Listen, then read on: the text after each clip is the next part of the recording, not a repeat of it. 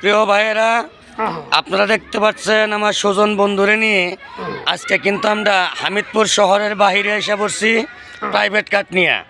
কালা একটা private car, তাই না?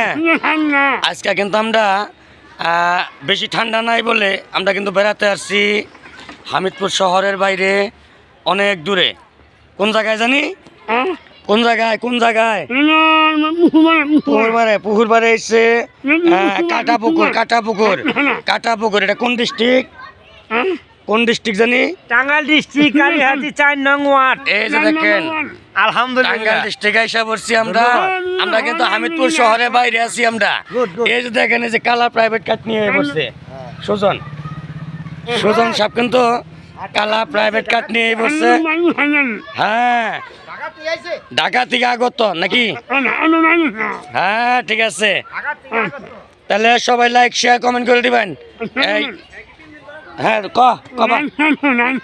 হ্যাঁ, কি করবো ভালো মতে লাইক করবেন, কমেন্ট করবেন।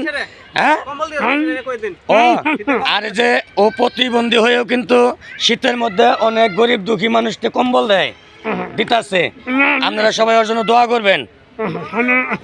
দোয়া চা। হ্যাঁ, আসসালামু আলাইকুম।